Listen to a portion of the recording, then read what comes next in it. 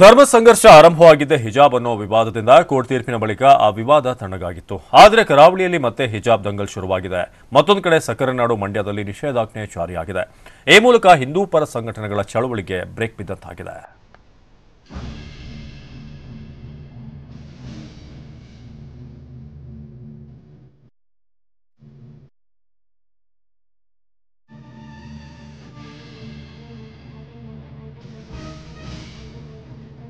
ಸಂಘರ್ಷ ತಣ್ಣಗಾಗ್ತಿಲ್ಲ, ಸಮರ ನಿಲ್ತಿಲ್ಲ. ಸಣ್ಣಗಾಗಿದ್ದ ವಿವಾದಗಳು ಕೂಡ ಭುಗಿಲೇಳ್ತಿವೆ. ಹೌದು, ಇದೀಗ ಸಕ್ಕರೆನಾಡಲ್ಲಿ ಜಾಮಿಯಾ ಮಸೀದಿ ದಂಗಲ್ ಶುರುವಾಗಿದೆ.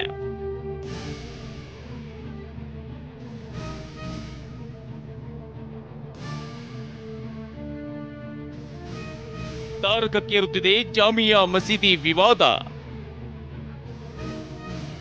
ಮಂದಿರ ಚಲೋ ಚಳವಳಿಗೆ ನಿಷೇಧಾಜ್ಞೆ ಕಡಿವಾಣ.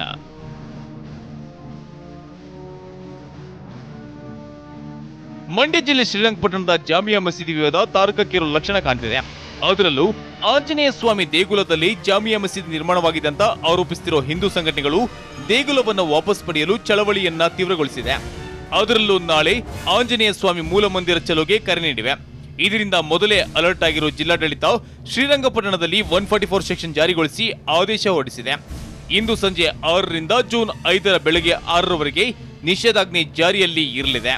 ಇಲ್ಲ, ಭಯದ ವಾತಾವರಣವನ್ನು ಸೃಷ್ಟಿಯಾಗುವುದಕ್ಕೇನು ಅವಶ್ಯಕತೆ ಇಲ್ಲ. ಈಗ ಪೊಲೀಸ್ ಆಗಲಿ ಜಿಲ್ಲಾ ಆಡಳಿತವಾಗಲಿ ನಾವೇನೇನು ಪ್ರಿಪ್ರೇಷನ್ಸ್ ಬೇಕು ಅದನ್ನು ನಾವು ತಗೊಳ್ತೀವಿ. ಶ್ರೀರಂಗಪಟ್ಟಣ ಲಿಮಿಟ್ಸ್ಗೆ, ಸಿಟಿ ಲಿಮಿಟ್ಸ್ಗೆ 144ನ ಜಾರಿಯಲ್ಲಿರ್ತದೆ. ಅವತ್ತು ಇಲ್ಲಿಂದ ಪಾದಯಾತ್ರೆ ಹೋಗ್ಬೋದಾ? ಉಳಿದ ಕಡೆ ನಾವು ರೆಸ್ಟ್ರಿಕ್ಟ್ ಮಾಡಿಲ್ಲ. ಸದ್ಯಕ್ಕೆ ಶ್ರೀರಂಗಪಟ್ಟಣ ಸಿಟಿ ಲಿಮಿಟ್ಸ್ಗೆ ನಾವು ಬಂದೋಬಸ್ತ್ ಮಾಡ್ತಾ ಇದ್ದೀವಿ. ಜ್ಞಾನವಾಪಿ ಮಸೀದಿಯಲ್ಲಿ ನ್ಯಾಯಾಲಯ ಚಿತ್ರೀಕರಣಕ್ಕೆ ಅವಕಾಶ ಮಾಡಿಕೊಡ್ತಿದ್ದಂತೆ ಮಂಡ್ಯ ಜಿಲ್ಲೆಯಾದ್ಯಂತ ಹೊಸ ಕೂಗು ಪ್ರತಿಧ್ವನಿಸಿತ್ತು.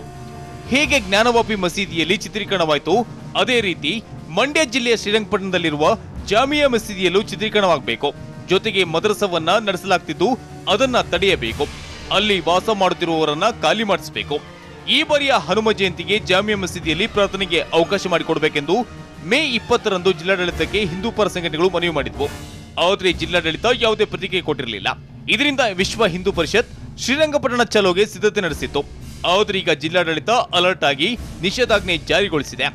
ಇನ್ನು ಈ ಬಗ್ಗೆ ಆಕ್ರೋಶ ಹೊರಹಾಕಿರೋ ಹಿಂದೂ ಸಂಘಟನೆಗಳು ಮಂಡ್ಯ ಜಿಲ್ಲಾಡಳಿತ ನಮ್ಮ ಹೋರಾಟವನ್ನ ಹತ್ತಿಕ್ಕುವ ಕೆಲಸ ಮಾಡ್ತಿದೆ ಅಂತ ಆಕ್ರೋಶ ಹೊರಹಾಕಿದೆ.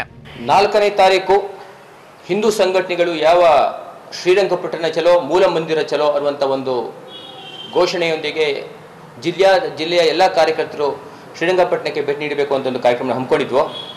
ಅದರ ವಿರುದ್ಧವಾಗಿ ಅದನ್ನು ಹತ್ತಿಕ್ಕುವ ಒಂದು ಹುನ್ನಾರವಾಗಿ ಅಲ್ಲಿಯ ತಾಲೂಕು ಆಡಳಿತ ಮತ್ತು ಜಿಲ್ಲಾ ಆಡಳಿತ ಒಂದು 144 ಸೆಕ್ಷನ್ ಅನ್ನು ಜಾರಿ ಮಾಡಿದೆ. ಅದೇನೇ ಆಗಲಿ, ಮತ್ತೊಂದು ಧರ್ಮದಂಗಲ್ಗೆ ಶ್ರೀರಂಗಪಟ್ಟಣ ಸಾಕ್ಷಿಯಾಗೋ ಸಾಧ್ಯತೆ ಇದೆ. ಜ್ಞಾನವಾಪಿ ಮಸೀದಿ ರೀತಿ ಶ್ರೀರಂಗಪಟ್ಟಣದಲ್ಲೂ ನಡೆದ್ರೂ ಅಚ್ಚರಿ ಇಲ್ಲ. ಅಷ್ಟೇ ಅಲ್ಲ, ಶ್ರೀರಂಗಪಟ್ಟಣ ಚಲೋಗೆ ಬ್ರೇಕ್ ಬಿದ್ರೂ ಹಲ್ಚಲ್ ಸೃಷ್ಟಿಯಾಗೋದಂತೂ ಪಕ್ಕಾ ಆಗಿದೆ. ಸೂರಜ್ ಪ್ರಸಾದ್, TV9 ಮಂಡ್ಯ.